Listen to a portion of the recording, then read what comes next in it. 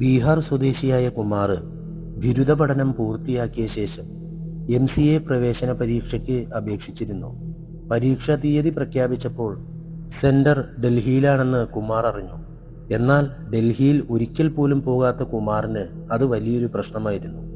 കൂടെ വരാൻ അച്ഛനോട് ആവശ്യപ്പെട്ടപ്പോൾ, മോനെ, എനിക്ക് അത്യാവശ്യമായിട്ട് പ്രധാനപ്പെട്ട ജോലിയുണ്ട്, വരാൻ കഴിയില്ല എന്ന് പറഞ്ഞ് അദ്ദേഹം ഒഴിഞ്ഞുമാറി. ഡൽഹിയിൽ താമസിക്കുന്ന ചില ദൂരെയുള്ള ബന്ധുക്കളുണ്ടായിരുന്നു.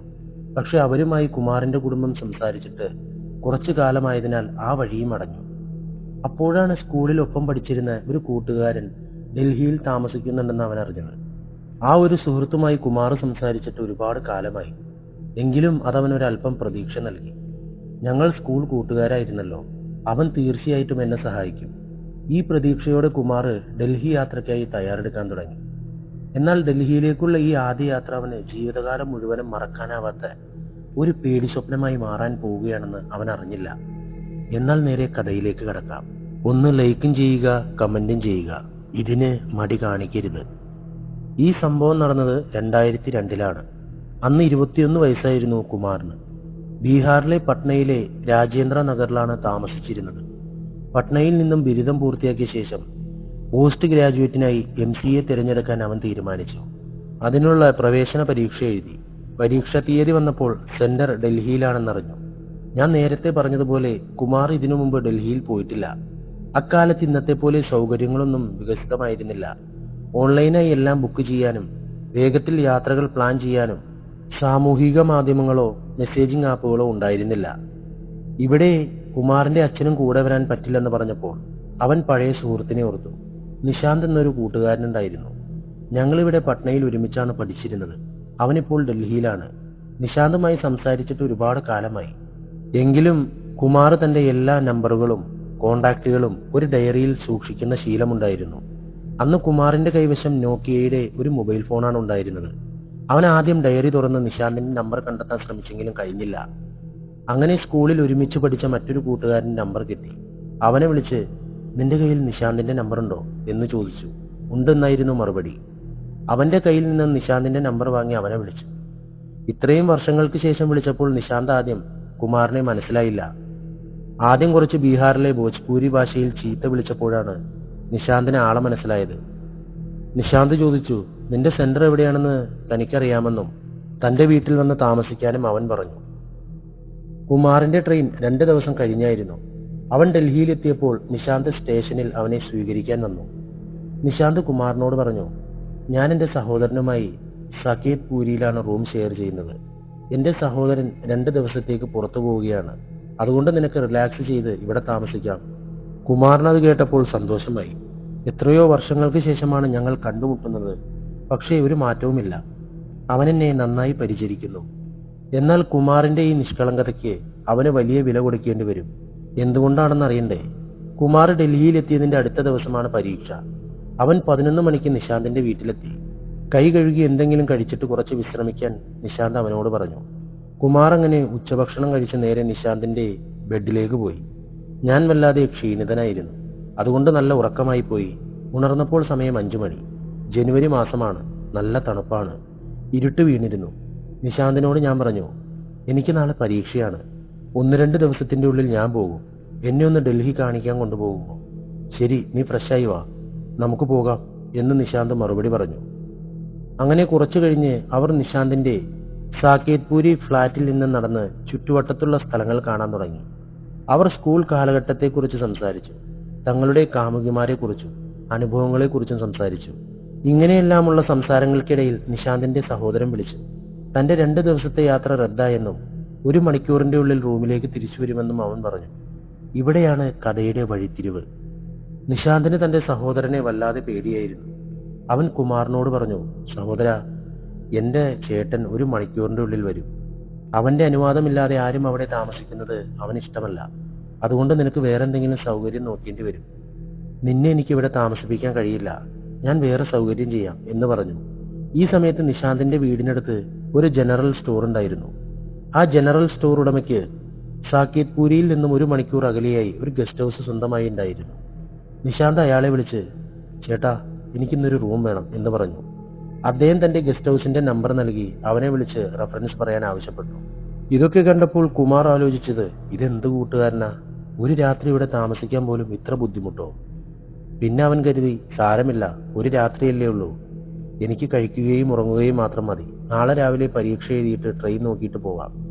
നിശാന്ത് ഗസ്റ്റ് ഹൗസിലേക്ക് വിളിച്ച്, ചേട്ടാ, രാജേഷ് ഭായിയാണ് നിങ്ങളുടെ നമ്പർ തന്നത്, എനിക്കൊരു റൂം വേണമെന്ന് പറഞ്ഞു.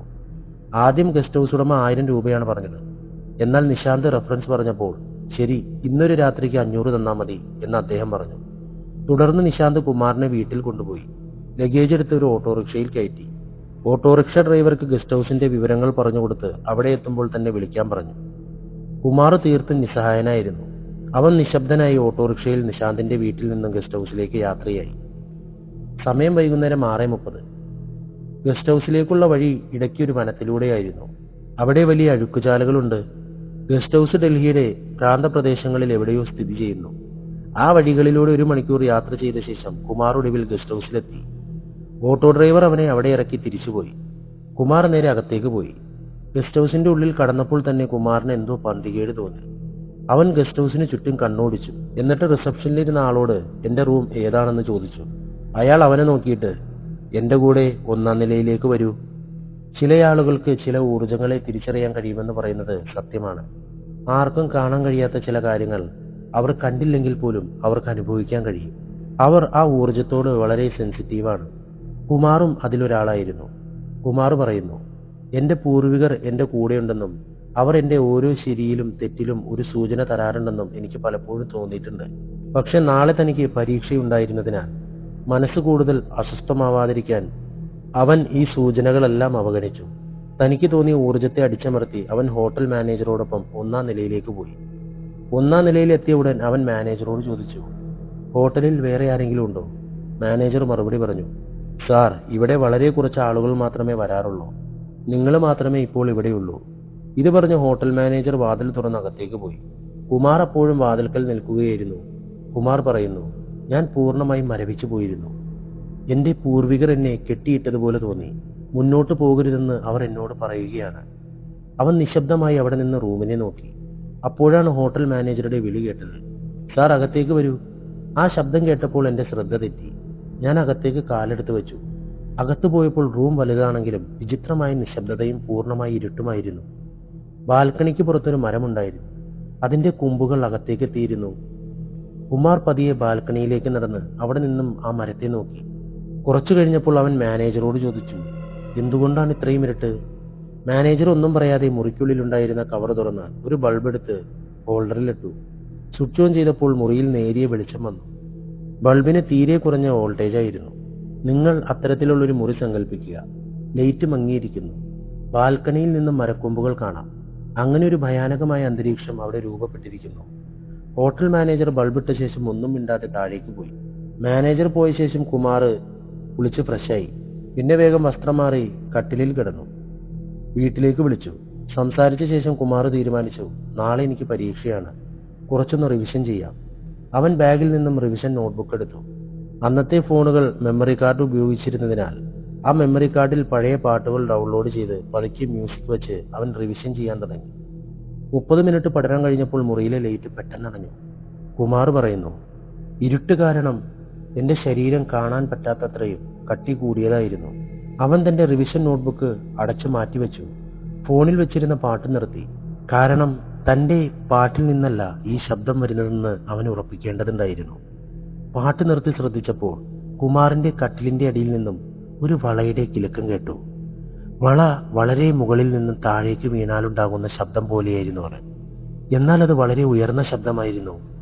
10 സെക്കൻഡ് കഴിഞ്ഞിട്ടും ആ ശബ്ദം നിലയ്ക്കാത്തതിനാൽ അവൻ മൊബൈൽ ഫോണിന്റെ ഫ്ലാഷ് ലൈറ്റ് ഓൺ ചെയ്തു. ആരാണ് ശബ്ദമുണ്ടാക്കുന്നതെന്ന് കട്ടിലിന്റെ അടിയിൽ നോക്കാനായിരുന്നു അത്. ഫ്ലാഷ് ലൈറ്റ് ഓൺ ചെയ്തൊരു മൂലയിലേക്ക് ചെറുതായി ഫോക്കസ് ചെയ്തപ്പോൾ റൂമിൽ മറ്റൊരാളുണ്ടെന്ന് അവന് മനസ്സിലായി. ആരാണെന്ന് കുമാറിന് കാണാൻ കഴിഞ്ഞില്ല. പക്ഷെ ഒരാൾ അവിടെയുണ്ടെന്ന് അവന് വ്യക്തമായി തോന്നി. ഈ തിരിച്ചറിവ് കുമാറിൽ ഒരു തണുപ്പ് കയറ്റി. കുമാർ കൂടുതൽ എന്തെങ്കിലും ചെയ്യുന്നതിന് മുമ്പ് ബാത്റൂമിലെ എക്സോസ്റ്റ് ഫാൻ ഓണായി. പക്ഷേ കരണ്ട് പോയതല്ലേ? കരണ്ടില്ലാതെ എക്സോസ്റ്റ് ഫാൻ എങ്ങനെ ഓണായി? ഈ ഒരു ചിന്ത കുമാർ പേടിച്ചു വിറച്ചു. 7-8 സെക്കൻഡിന് ശേഷം ബാത്റൂം ഫ്ലഷ് ഓണായി. ഫ്ലഷിന്റെ ഇരമ്പുന്ന ശബ്ദം കേട്ടപ്പോഴേക്കും ബാത്റൂമിൽ ആരോ ഉണ്ടെന്ന് അവൻ പൂർണ്ണമായി ഉറപ്പിച്ചു. എന്റെ അവസ്ഥ വളരെ മോശമായി തുടങ്ങി. കുമാർ പറയുന്നു, ഞാൻ മരിച്ചു പോകുമെന്ന് തോന്നി. അവൻ മൊബൈൽ ഫോൺ മാറ്റിവെച്ച് 2 കൈകൾ കൊണ്ടും കണ്ണുകൾ പൊത്തി. എന്നാൽ കണ്ണുകൾ അടച്ച ഉടൻ അടഞ്ഞ അലമാരയ്ക്കുള്ളിൽ നിന്നും ആരോ ചിരിക്കുന്ന ശബ്ദം കേട്ടു. ആ ചിരി കുമാറിന് അസ്വസ്ഥതയുണ്ടാക്കി. അവൻ ഒരു കൈ കൊണ്ട് കണ്ണടച്ചു പിടിച്ച് മൊബൈൽ ഫോൺ എടുത്ത് അതിന്റെ ഫ്ലാഷ് ലൈറ്റ് അലമാരയ്ക്ക് നേരെ തിരിച്ചു. അലമാരയ്ക്കടുത്തൊരു പെൺകുട്ടിയുടെ ശരീരം തൂങ്ങിക്കിടക്കുന്നത് അവൻ കണ്ടു. ശരീരം പൂർണ്ണമായും കരിഞ്ഞ നിലയിലായിരുന്നു. മുഖം വ്യക്തമായിരുന്നില്ല, പക്ഷേ അത് അന്തരീക്ഷത്തിൽ തൂങ്ങിക്കിടക്കുകയാണ്. ആ രൂപം കണ്ടപ്പോൾ കുമാറിന് ശ്വാസം മുട്ടി. നിലവിളിക്കാൻ പോലും അവന് ധൈര്യമുണ്ടായിരുന്നില്ല. ഈ സമയത്ത് ദൈവനാമം ചൊല്ലാൻ തന്റെ പൂർവികർ തനിക്ക് സൂചന നൽകുന്നുണ്ടെന്ന് കുമാറിന് മനസ്സിലായി. അവൻ ഫോണിൽ ചെയ്തു വെച്ചിരുന്ന ദൈവനാമം തിരഞ്ഞു.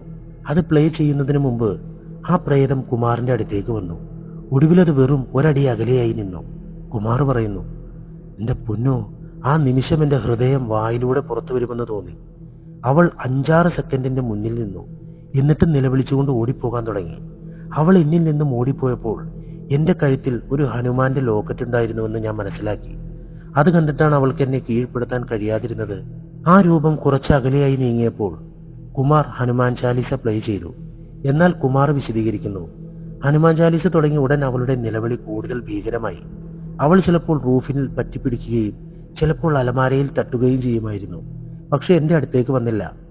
ഈ സമയത്ത് അവൾ ഒരു തവണ ബാൽക്കണിയിൽ പോവുകയും ആ മരത്തിലിരുന്ന് നിലവിളിക്കുകയും ചെയ്തു. ഞാൻ 1 മണിക്കൂറോളം ഹനുമാൻ ചാലീസ തുടർച്ചയായി പ്ലേ ചെയ്തു. പക്ഷെ അപ്പോൾ എന്റെ ശ്രദ്ധ മൊബൈൽ ഫോണിന്റെ ബാറ്ററിയിലേക്ക് പോയി. അത് തീരാറായി. ഞാൻ ഈ ഹനുമാൻ ചാലീസ നിർത്തിയാൽ ഈ രൂപം രാത്രി മുഴുവനും എന്നെ വേട്ടയാടും. ഞാൻ ലോക്കറ്റ് ധരിച്ചിരുന്നു. അവൾ എന്നെ ആക്രമിക്കില്ല, പക്ഷെ രാത്രി മുഴുവനും അവൾ എന്നെ വേട്ടയാടും. കുമാർ കൈകൂപ്പിയുടൻ ഹനുമാനോട് പ്രാർത്ഥിക്കാൻ തുടങ്ങി. ദൈവമേ, എന്നെ രക്ഷിക്കണേ. അവൻ തന്റെ പൂർവികരോടൊപ്പം ആത്മാർത്ഥമായി പ്രാർത്ഥിച്ചു. അതിനുശേഷം വെറും 10 മിനിറ്റിന്റെ ഉള്ളിൽ ഒരു അത്ഭുതം സംഭവിച്ചു. റൂമിന്റെ പുറത്തു നിന്നും 2 പേർ സംസാരിക്കുന്ന ശബ്ദം കേട്ടു. അവൻ ഓടിപ്പോയി റൂമിന്റെ വാതിൽ തുറന്നു. വാതിൽ തുറന്നപ്പോൾ 6 അടി ഉയരമുള്ള ഗുസ്തിക്കാരന്റെ ശരീരമുള്ള ഒരു വെളുത്ത മനുഷ്യൻ ഹോട്ടൽ മാനേജറോടൊപ്പം ആ നിലയിലേക്ക് വരുന്നത് കണ്ടു. ആ മനുഷ്യനെ കണ്ടപ്പോൾ കുമാറിന് ദിവ്യമായ ഒരു അനുഭൂതി തോന്നി. അവരുടെ കണ്ണുകൾ തമ്മിൽ കണ്ടുമുട്ടിയപ്പോൾ അയാൾ സ്നേഹത്തോടെ തന്നെ നോക്കിയെന്ന് കുമാർ പറയുന്നു. കുമാറിന്റെ നോട്ടം അയാളുടെ കയ്യിലേക്ക് പതിച്ചു. അവിടെ റാം റാം എന്ന് എഴുതിയിരുന്നത് അവൻ കണ്ടു. ഹോട്ടൽ ജീവനക്കാരൻ പോയപ്പോൾ കുമാർ എല്ലാം അയാളോട് പറഞ്ഞു. അവൻ പറഞ്ഞു പൂർത്തിയാക്കുന്നതിന് മുമ്പ് ആ മനുഷ്യൻ കുമാറിനോട് പറഞ്ഞു, മോനെ, എനിക്കെല്ലാം അറിയാം. നീ ഒരു കാര്യം ചെയ്യും, എന്റെ റൂമിൽ വന്ന് കിടന്നോളൂ. കുമാർ തന്റെ റൂം പൂട്ടി ആ മനുഷ്യന്റെ റൂമിലേക്ക് പോയി. നിങ്ങൾ ആരാണ്? എന്താണ് നിങ്ങളുടെ പേര്? നിങ്ങൾ എവിടെ നിന്നാണ് വരുന്നത്? നിങ്ങൾ എന്താണ് ചെയ്യുന്നത് എന്നവൻ ആവർത്തിച്ചു ചോദിച്ചു. പക്ഷേ ആ മനുഷ്യൻ മറുപടി പറഞ്ഞില്ല. അയാൾ തന്നെ നോക്കി പുഞ്ചിരിച്ചുകൊണ്ടേയിരുന്നു. ഇതെല്ലാം നടന്നപ്പോഴേക്കും സമയം 2:30 അങ്ങനെ കുമാർ അയാളുടെ റൂമിൽ പോയി കിടന്നുറങ്ങി. അടുത്ത ദിവസം രാവിലെ 6 മണിക്ക് കുമാർ ഉണർന്നപ്പോൾ റൂമിൽ ആരെയും കണ്ടില്ല. അവൻ ഉടൻ തന്നെ തന്റെ റൂമിലേക്ക് പോയി ലഗേജ് എടുത്ത് നേരെ റിസപ്ഷനിലെത്തി. തലേ ദിവസം രാത്രി തന്റെ റൂമിനടുത്ത് താമസിച്ചിരുന്ന മനുഷ്യൻ ആരാണെന്ന് അവൻ മാനേജറോട് ചോദിച്ചു. മാനേജർ പറഞ്ഞു, അയാളുടെ പേര് പവൻ എന്നാണ്. അയാൾ വെറും 2 മണിക്കൂറാണ് റൂം ബുക്ക് ചെയ്തത്. അതിനുശേഷം അയാൾ പോയി. കുമാർ കൂടുതൽ ശ്രദ്ധിച്ചില്ല. അവൻ നിശബ്ദമായി ഹോട്ടലിൽ നിന്നും ഇറങ്ങി തന്റെ കൂട്ടുകാരനെ വിളിച്ചു. പക്ഷെ കൂട്ടുകാരൻ ഫോൺ എടുത്തില്ല. അപ്പോഴേക്കും സമയം രാവിലെ 7 മണി. അവൻ ഹോട്ടലിൽ നിന്നിറങ്ങി റോഡിലേക്ക് നടന്നു. പരീക്ഷാ സെന്ററിലേക്ക് ഓട്ടോ എടുക്കണം. എന്നാൽ അതിനു മുമ്പ് റോഡിന്റെ അറ്റത്തൊരു ചായക്കടയുണ്ടായിരുന്നു. കുമാർ വിചാരിച്ചു ആദ്യം പോയി ഒരു ചായയും ബിസ്ക്കറ്റും കഴിക്കാം, എന്നിട്ട് പരീക്ഷയ്ക്ക് പോകാമെന്ന് ചിന്തിച്ചു. അവൻ ചായ കുടിക്കാനിരുന്നു. അവിടെ ഒരു വൃദ്ധൻ ചായ ഉണ്ടാക്കുന്നുണ്ടായിരുന്നു. കഴിഞ്ഞ രാത്രി ആ ഗസ്റ്റ് ഹൗസിൽ തനിക്ക് സംഭവിച്ചതെല്ലാം കുമാർ അയാളോട് പറഞ്ഞു. അപ്പോൾ ആ മനുഷ്യൻ വളരെ ഭയപ്പെടുത്തുന്ന ഒരു കാര്യം വെളിപ്പെടുത്തി. മോനെ, ഈ ഗസ്റ്റ് ഹൗസിൽ അറിഞ്ഞുകൊണ്ട് ആരും താമസിക്കില്ല. എന്ത് പറ്റി മുത്തച്ഛ എന്ന് കുമാർ ചോദിച്ചു. അയാൾ വിശദീകരിച്ചു. മോനെ, ഈ ഗസ്റ്റ് ഹൗസ് മുമ്പ് ഒരു വീടായിരുന്നു. അവിടെ ഒരു കുടുംബം താമസിച്ചിരുന്നു. കുടുംബത്തിലൊരു പുരുഷനും അയാളുടെ ഭാര്യയും അയാളുടെ മാതാപിതാക്കളുമായിരുന്നു. എന്നാൽ സ്ത്രീധനത്തിന്റെ പേരിൽ ആ പുരുഷന്റെ ഭാര്യയെ ഭർത്താവിന്റെ വീട്ടുകാർ ഉപദ്രവിച്ചു. ആ പുരുഷനാണെങ്കിലോ വേറൊരു സ്ത്രീയുമായി ബന്ധമുണ്ടാക്കാനും തുടങ്ങിയിരുന്നു. ഒരിക്കൽ വേറൊരു സ്ത്രീയുമായി ബന്ധമുണ്ടായിരുന്ന ആ പുരുഷൻ അവളെ വീട്ടിൽ കൊണ്ടുവന്നു. അവൻ വന്നപ്പോൾ അവൾ പറഞ്ഞു, ഞാനിവിടെ ഉള്ളപ്പോൾ നിങ്ങളെങ്ങനെ മറ്റൊരാളെ കൊണ്ടുവരുന്നേ എന്ന് ചോദിച്ച് ഭാര്യ വലിയ ബഹളമുണ്ടാക്കി. ആ സമയത്ത് അയാളുടെ ഭാര്യ ഗർഭിണിയായിരുന്നു. അയാൾ എങ്ങനെയോ ബഹളമടക്കി ആ സ്ത്രീയെ വീട്ടിൽ നിന്നും പുറത്താക്കി. ഈ സംഭവത്തിന് ശേഷം 3-4 ദിവസം കഴിഞ്ഞപ്പോൾ കാര്യങ്ങൾ കുറച്ചൊന്ന് സാധാരണയായി. ഒരു ദിവസം വൈകുന്നേരം അവൾ അടുക്കളയിൽ പാചകം ചെയ്യുമ്പോൾ അവളുടെ ഭർത്താവ് സ്നേഹത്തോടെ അവളെ മുകളിലെ മുറിയിലേക്ക് കൊണ്ടുപോയി. മുറിയിലെത്തിയതും അവളുടെ വായിൽ തുണി തിരുകി. അയാളും അയാളുടെ അമ്മായിയമ്മയും അമ്മായിയപ്പനും ചേർന്ന് അവളെ തീ വെച്ചു കൊന്നു. അവളുടെ ഗർഭസ്ഥ ശിശുവും കൂടെ കത്തിപ്പോയി. അതിനുശേഷം ആ രൂപം മുറിയിൽ ആരെയും പ്രവേശിക്കാൻ സമ്മതിച്ചിട്ടില്ല. ഈ സംഭവത്തിന് ശേഷം 2-3 മാസം കഴിഞ്ഞപ്പോൾ അയാളുടെ കുടുംബം ആ വീട് ഒരു ജനറൽ സ്റ്റോർ ഉടമയ്ക്ക് വിറ്റു. ഉടമ അടുത്തുള്ള ആളല്ലാത്തതിനാൽ വീടിനെ കുറിച്ച് കൂടുതലൊന്നും അറിയില്ലായിരുന്നു.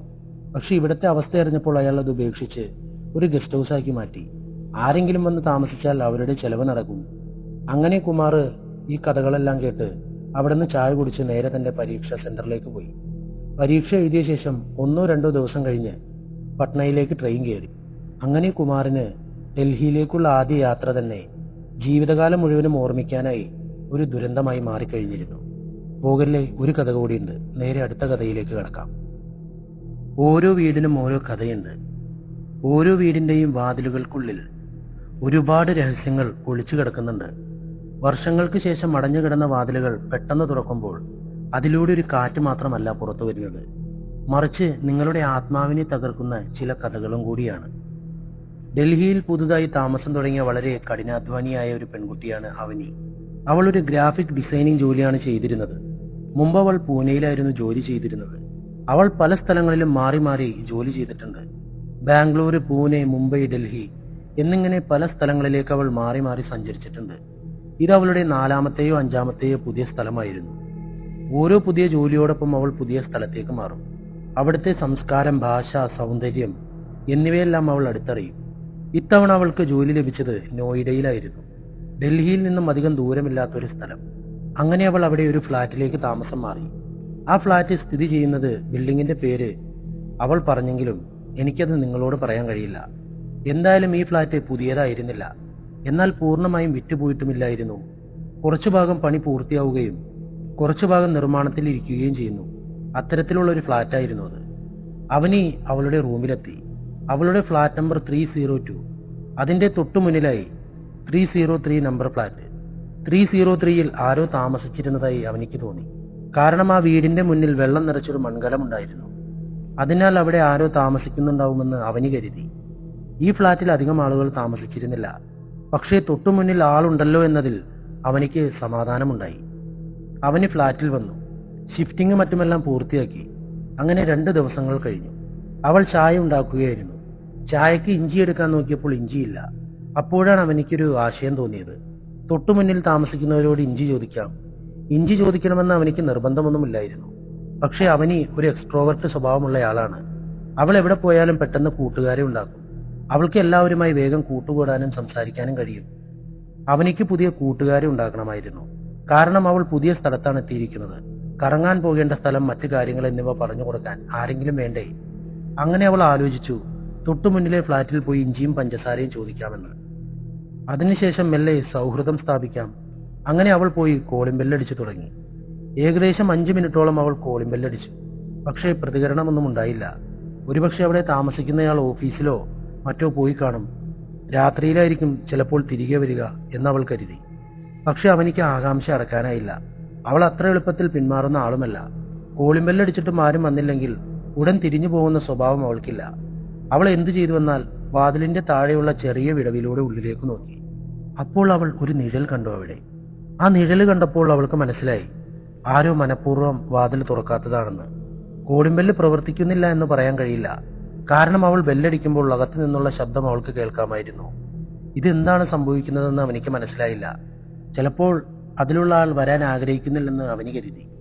സൗഹൃദം സ്ഥാപിക്കാൻ ശ്രമിച്ചത് പരാജയപ്പെട്ടതിൽ അവനെ വളരെ വിഷമിച്ചു. അവൾ തിരിച്ച് അവളുടെ ഫ്ലാറ്റിലേക്ക് വന്നു. അവൾ വാതിലടച്ചതും തൊട്ടുമുമ്പിലുള്ള ഫ്ലാറ്റിന്റെ വാതിൽ തുറക്കുന്ന ശബ്ദം അവൾ കേട്ടു. ഇപ്പോൾ അവർ എനിക്ക് വേണ്ടി വാതിൽ തുറന്നല്ലോ, അവനി ചിന്തിച്ചു. 5 മിനിറ്റായി ഞാൻ ബെല്ലടിക്കാൻ തുടങ്ങി. ഇപ്പോൾ ഇനി എന്നെ കണ്ടില്ലെങ്കിൽ അവർ വിഷമിച്ചാലോ? അവന് വേഗം വാതിൽ തുറന്ന് പുറത്തേക്ക് പോയി. പക്ഷെ അവൾ കണ്ടത് വാതിൽ തുറന്നിരിക്കുന്നു. അവിടെ ആരുമില്ല. അവനി വാതിലിന്റെ മുന്നിൽ നിന്നു. ആരെങ്കിലും വരുമെന്ന് അവൾ പ്രതീക്ഷിച്ചു. വാതിൽ തുറന്നിട്ടുണ്ടെങ്കിൽ ആരെങ്കിലും വരണമല്ലോ. പക്ഷെ ആരും ഉണ്ടായിരുന്നില്ല. വാതിൽ തുറന്നു കിടക്കുന്നു. അകത്ത് മുഴുവനും ഇരുട്ടാണ്. ലൈറ്റൊന്നും ഇട്ടിട്ടില്ല. കർട്ടനുകൾ മാറ്റിയിട്ടില്ലാത്തതുകൊണ്ട് പുറത്തു നിന്നുള്ള വെളിച്ചവുമില്ല. ഇരുട്ട് മാത്രം. അവന് 1-2 മിനിറ്റ് അവിടെ നിന്നു. അവൾ ഹലോ, ആരെങ്കിലും ഉണ്ടോ എന്ന് വിളിച്ചു ചോദിച്ചു. പക്ഷെ ആരും ഉണ്ടായിരുന്നില്ല. അവനിക്ക് വല്ലാത്തൊരവസ്ഥയായി. ആരെങ്കിലും പുറത്തു പോയപ്പോൾ വാതിൽ തുറന്നിട്ട് പോയതാവാമെന്ന് അവൾ ആലോചിച്ചു. പക്ഷെ ആ വാതിൽ തുറന്നത് അവനിക്ക് വേണ്ടിയായിരുന്നില്ലെന്ന് അവൾക്ക് മനസ്സിലായിരുന്നു. ആ പോയയാൾ അവരുടെ കാര്യത്തിന് വേണ്ടി തുറന്നു പോയതാകാം. അങ്ങനെ അവന് വീണ്ടും നിരാശയോടെ സ്വന്തം ഫ്ലാറ്റിന്റെ വാതിലടച്ചു. 2 ദിവസമേ ആയിട്ടുള്ളൂ. അതിന്റെ ഉള്ളിൽ തന്നെ താൻ തിരസ്കരിക്കപ്പെട്ടു എന്ന് അവൾക്ക് തോന്നി. സാരമില്ല. അങ്ങനെ അവൾ വീണ്ടും അവളുടെ സ്വന്തം ജോലികൾ ചെയ്യുകയായിരുന്നു. അവൾ ഒരാഴ്ച കഴിഞ്ഞ് ഓഫീസിൽ ജോയിൻ ചെയ്യാൻ ഉദ്ദേശിച്ചിട്ടുള്ളൂ. അതിനാൽ അവൾക്ക് ചുറ്റുമുള്ള സ്ഥലങ്ങൾ, ഭക്ഷണം കഴിക്കേണ്ട സ്ഥലങ്ങൾ എന്നിങ്ങനെ സാധാരണ എല്ലാവരും ചെയ്യുന്ന കാര്യങ്ങൾ അവൾ അന്വേഷിച്ചു. അങ്ങനെ ഇരുന്ന് രാത്രിയായി. ഏകദേശം 11:30-12 മണിയായി കാണും. അപ്പോൾ തൊട്ടു മുമ്പിലെ ഫ്ലാറ്റിൽ നിന്നും വീണ്ടും ശബ്ദം കേൾക്കാൻ തുടങ്ങി. കീർത്തനം നടക്കുന്നത് പോലെയുള്ള ശബ്ദം. രാത്രി 12 മണിക്ക് കീർത്തനത്തിന്റെ ശബ്ദം കേൾക്കുന്നത് വലിയൊരു അത്ഭുതമാണ്. ചെണ്ട, മറ്റ് സംഗീത ഉപകരണങ്ങൾ എന്നിവയുടെ ശബ്ദം, സ്ത്രീകളുടെ പാട്ടും കേൾക്കാമായിരുന്നു. കീർത്തനത്തിന് പാട്ട് പാടുന്നത് പോലെയുള്ള ശബ്ദം. ഇതെന്താണ് സംഭവിക്കുന്നതെന്ന് അവനിക്ക് മനസ്സിലായില്ല. ഇന്ന് നവരാത്രിയോ അതുപോലുള്ള പ്രത്യേക ദിവസങ്ങളോ അല്ലല്ലോ. രാത്രിയിൽ സ്ത്രീകൾ ഒത്തുകൂടി കീർത്തനം നടത്താൻ. അവന് ഉറങ്ങാൻ ശ്രമിച്ചു. 12 മണി കഴിഞ്ഞു, 12:30 കഴിഞ്ഞു, 1 മണിയായി. പക്ഷെ അവൾക്ക് ഉറങ്ങാൻ കഴിഞ്ഞില്ല. ആ ശബ്ദം വളരെ ഉച്ചത്തിലായിരുന്നു. ഫ്ളാറ്റുകളിൽ എങ്ങനെയാണ് ശബ്ദം കേൾക്കുകയെന്ന് നിങ്ങൾക്കറിയാമല്ലോ. നിങ്ങൾ നിങ്ങളുടെ ഫ്ളാറ്റിൽ ഒരു പന്ത് തട്ടിയാൽ താഴെ താമസിക്കുന്നവർക്ക് തോന്നും അവരുടെ മുറിയിൽ ആരോ പന്ത് തട്ടുന്നെന്ന്. അത്ര വ്യക്തമായി ആ ശബ്ദം കേൾക്കാം. നിങ്ങൾ ഫർണിച്ചർ മാറ്റിയാൽ താഴെയുള്ളവർക്ക് തോന്നും അവരുടെ വീട്ടിലാണ് കസേര വലിച്ചഴിക്കുന്നത്. അത്രയ്ക്കും വ്യക്തമായി ശബ്ദം കേൾക്കാൻ പറ്റും. അവന് വിചാരിച്ചു കീർത്തനം അവളുടെ വീടിന്റെ ഉള്ളിൽ വെച്ചാണ് നടക്കുന്നതെന്ന്. അവൾക്ക് ഉറങ്ങാൻ കഴിയുന്നില്ല. തലവേദനിക്കുന്നു. ഇതിലൊരു വിചിത്രമായ കാര്യം എന്തെന്നാൽ ഈ കീർത്തനം ഒരു പ്രത്യേക ഭാഷയിലായിരുന്നു. അവൾ പല സ്ഥലങ്ങളിൽ പോയി താമസിച്ചിട്ടുണ്ട്. മുംബൈ, പൂനെ, ബാംഗ്ലൂരു, ഡൽഹി എന്നിവിടങ്ങളിൽ. അവൾ ഉത്തരാഖണ്ഡ് സ്വദേശിനിയാണ്. അവൾക്ക് എല്ലാ ഭാഷകളും അറിയില്ല. എങ്കിലും കേൾക്കുമ്പോൾ അവൾക്ക് മനസ്സിലാകും ഇത് തെലുങ്കാണോ, തമിഴാണോ, മറാത്തിയാണോ എന്നൊക്കെ. പക്ഷെ ഈ കീർത്തനം നടന്നിരുന്നത് അവൾ കേട്ടിട്ടില്ലാത്തൊരു ഭാഷയിലായിരുന്നു. എന്താണ് സംഭവിക്കുന്നതെന്ന് അവനിക്ക് മനസ്സിലായില്ല. വളരെയധികം ബുദ്ധിമുട്ടിയ ശേഷം തലവേദന സഹിക്കാനാവാതെ അവൾ തീരുമാനിച്ചു, ഒരു തവണ പോയി അവരോട് സംസാരിക്കാം, ശബ്ദം കുറയ്ക്കാൻ പറയാം. അങ്ങനെ അവന് റൂമിൽ നിന്നിറങ്ങി ആ വീടിന്റെ അടുത്തേക്ക് പോയി നിന്നു. പെട്ടെന്ന് ആ വാതിൽ തുറന്നു. അവൾ വാതിൽ തുറക്കാൻ ശ്രമിച്ചില്ല. എന്നാൽ വാതിൽ തുറന്നു കിടക്കുകയാണ്. ഞാനിപ്പോൾ അവരെ വിളിക്കണോ വേണ്ടയോ അവനി ചിന്തിച്ചു. അവൾ കോളിംഗ് ബെല്ലടിച്ചു. പക്ഷെ രാവിലെ സംഭവിച്ചതുപോലെ ആരും വന്നില്ല. അവൾ തീരുമാനിച്ചു, വീടിന്റെ വാതിൽ തുറന്നു കിടക്കുകയല്ലേ, അകത്തു പോകാം. അകത്ത് കിടന്ന് അവനെ അത്ഭുതപ്പെട്ടുപോയി. വീടിനകത്ത് കിടന്നപ്പോൾ ശബ്ദങ്ങളൊന്നുമില്ല. ആ ഫ്ലാറ്റ് ഒരു 3 BHK ആയിരുന്നു. ഫ്ലാറ്റ് എങ്ങനെയെന്നാൽ അകത്ത് കിടന്ന് ഇത് ഹാളിന്റെ ഇടതുവശത്തൊരു മുറി, ഹാളിന്റെ മുമ്പിലായി 2 മുറികൾ. ഞാൻ അകത്ത് കിടന്നപ്പോൾ അവർ പേടിച്ചോ അതോ ഞാൻ വരുന്നത് അറിഞ്ഞോ? പെട്ടെന്നെല്ലാം ശാന്തമായി. എല്ലാ മുറികളുടെയും വാതിൽ അടച്ചിരിക്കുന്നു. ലൈറ്റുകളെല്ലാം കത്തിച്ചിരുന്നു. ഇതെന്താണ് സംഭവിക്കുന്നതെന്ന് അവനിക്ക് മനസ്സിലായില്ല. പെട്ടെന്ന് അവൾ ഒരു ശബ്ദം കേട്ടു. ആരോ നൃത്തം ചെയ്യുന്നതിന്റെ ശബ്ദം, കുലുസു കിലുങ്ങുന്ന ശബ്ദം. ആരോ നൃത്തം ചെയ്യുന്നുണ്ടെന്ന് അവൾക്ക് മനസ്സിലായി. ഈ ശബ്ദം വന്നിരുന്നത് ഇടതുവശത്തെ മുറിയിൽ നിന്നാണ്. അപ്പോൾ ആ കീർത്തനവും മറ്റുമെല്ലാം നടന്നിരുന്നത് ഈ മുറിയിലായിരുന്നു. അതവൾക്ക് മനസ്സിലായി. അവനി പതിയെ ആ മുറിയിലേക്ക് നടന്നു. അവൾ മുറിയിൽ കയറിയപ്പോൾ അവൾ ഞെട്ടിപ്പോയി. കാരണം ആ മുറിയിൽ ഒരൊറ്റ ആളുമില്ലായിരുന്നു. കീർത്തനത്തിന്റെ ശബ്ദം കേട്ട ആ മുറിയിൽ ഒരു മനുഷ്യനുമില്ലായിരുന്നു. ഫ്ളാറ്റിന്റെ ഒരിടത്തും ഒരു മനുഷ്യനുമില്ലായിരുന്നു. ഇവിടെ എന്തോ പ്രശ്നമുണ്ടെന്ന് അവനിക്ക് മനസ്സിലായി. ഒരുപക്ഷെ ഈ ശബ്ദം മറ്റേതെങ്കിലും ഫ്ളാറ്റിൽ നിന്നും വന്നതാകാം അവൾ ചിന്തിച്ചു. പക്ഷെ ഇപ്പോഴാണെങ്കിൽ അവൾക്ക് തീരെ പരിചയമില്ലാത്തൊരു ഫ്ളാറ്റിന്റെ അകത്താണ് നിൽക്കുന്നത്. ഇവിടെയാണെങ്കിൽ നൃത്തം ചെയ്യുന്നതിന്റെ ശബ്ദവും. ചെന്ന് നോക്കിയപ്പോൾ അവിടെ ആരുമില്ല. അവനെയാണെങ്കിൽ വളരെയധികം ഭയപ്പെട്ടു. അവൾക്ക് എത്രയും പെട്ടെന്ന് അവളുടെ ഫ്ളാറ്റിലേക്ക് പോകണമായിരുന്നു. അവൾ തിരിഞ്ഞതും കൊലുസിന്റെ ശബ്ദം വീണ്ടും കേട്ടു. പക്ഷെ ഇത്തവണ അത് ഹാളിൽ നിന്നായിരുന്നു. അവനിക്ക് എന്ത് ചെയ്യണമെന്ന് മനസ്സിലായില്ല. ഹാളിലേക്ക് പോകണോ വേണ്ടയോ? പോകാതിരുന്നാൽ അവൾ എന്തു ചെയ്യും? മറ്റാരുടെയെങ്കിലും മുറിയിൽ പോയി ഒളിച്ചിരിക്കാൻ കഴിയില്ലല്ലോ. ഹാളിലേക്ക് പോയേ പറ്റൂ. അവന് പതുക്കെ വിറച്ചുകൊണ്ട് ഹാളിലേക്ക് നടന്നു. ഹാളിലെത്തിയപ്പോൾ അവൾ ഒരു സ്ത്രീയെ കണ്ടു. ചുവന്ന നിറത്തിലുള്ള പാവാടയും ബ്ലൗസും ധരിച്ചൊരു സ്ത്രീ.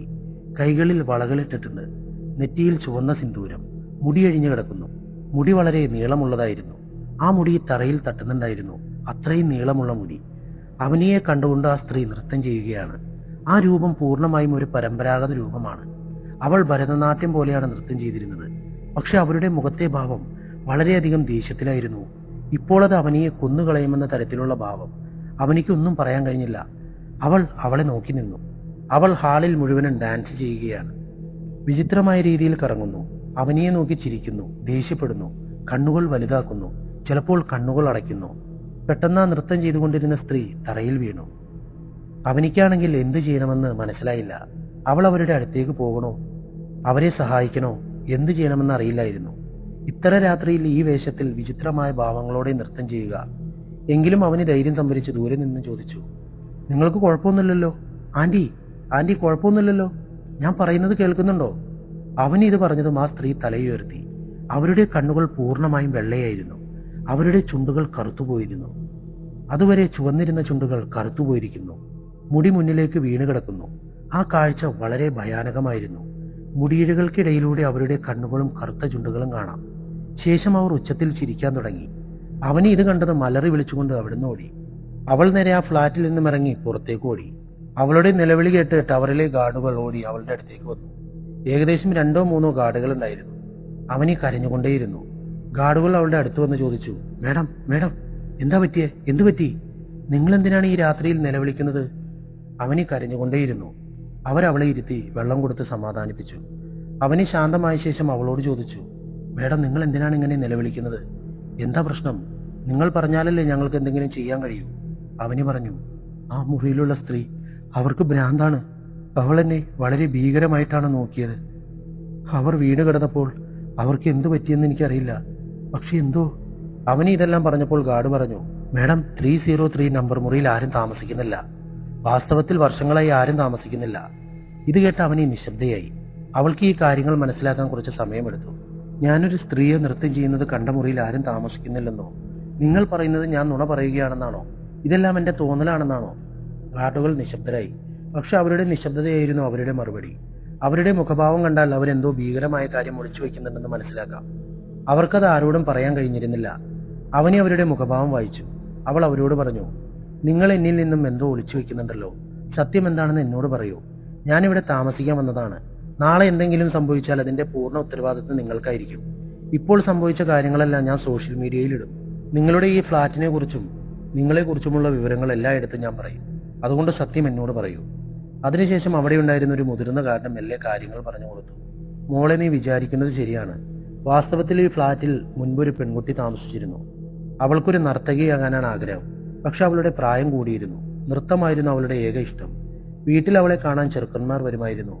പക്ഷെ അവൾ എല്ലാവരെയും വേണ്ടെന്ന് വെച്ചു. അവൾക്ക് വീട്ടിലിരിക്കാൻ ഇഷ്ടമല്ലായിരുന്നു. വീട്ടുജോലി ചെയ്യാനും ഇഷ്ടമില്ല. അവൾക്ക് നൃത്തം ചെയ്യണമായിരുന്നു. വലിയ സ്വപ്നങ്ങളായിരുന്നു അവൾക്ക്. മത്സരങ്ങളിൽ പങ്കെടുക്കണം. അതുകൊണ്ട് അവൾ വിവാഹത്തിന് സമ്മതിക്കുന്നില്ല. അവളുടെ വീട്ടുകാർ ഇത് കാരണം വളരെയധികം ബുദ്ധിമുട്ടി. അവൾ നൃത്തം ചെയ്യുമ്പോൾ പാട്ടുകൾ വെക്കുമ്പോൾ വീട്ടുകാർ പാട്ടുകൾ ഓഫ് ചെയ്യും. അവളെ തല്ലും. നിനക്ക് ഭ്രാന്തായോ? ഇവിടെ നിനക്കൊരു കരിയറില്ല. ഈ ഭ്രാന്ത് കൊണ്ട് നീ നിന്റെ ജീവിതം നശിപ്പിക്കല്ലേ. ഇങ്ങനെ പോയാൽ നീ ഞങ്ങൾക്കൊരു ഭാരമാണ് എന്നൊക്കെ അവളെ പറയുമായിരുന്നു. അവൾക്ക് കരയാൻ തോന്നിയാൽ അവൾ നൃത്തം ചെയ്യും. ദുഃഖമുണ്ടെങ്കിൽ നൃത്തത്തിലൂടെ അത് പ്രകടിപ്പിക്കും.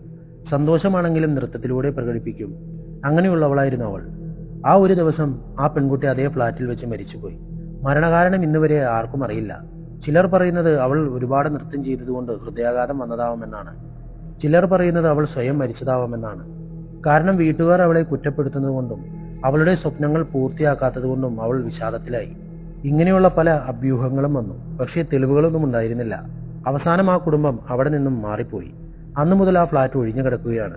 പക്ഷെ അന്നു മുതൽ ആ ഫ്ളാറ്റിൽ നൃത്തം ചെയ്യുന്നതിന്റെയും പാടുന്നതിന്റെയും ശബ്ദം കേൾക്കാറുണ്ട്. 203-ൽ താമസിച്ചിരുന്ന ആളുകൾ അവരുടെ മുകളിൽ ആരോ നൃത്തം ചെയ്യുന്നത് പോലെയുള്ള ശബ്ദം പതിവായി കേൾക്കുമായിരുന്നു.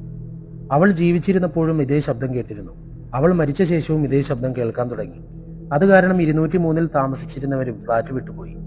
ഒരുപക്ഷെ ഇതാവാം ഈ ടവറിൽ അധികം ആളുകളും താമസിക്കാത്തതിന്റെ കാരണം. അധിക പേരും ഫ്ളാറ്റ് വാങ്ങിയിട്ട് പോയതാണ്. പക്ഷെ ഇന്ന് വരെ ആരും ആ പെൺകുട്ടിയെ കണ്ടിട്ടില്ല. ശബ്ദം മാത്രമേ കേട്ടിട്ടുള്ളൂ. നീയാണ് അവളെ കണ്ട ആദ്യത്തെയാൾ.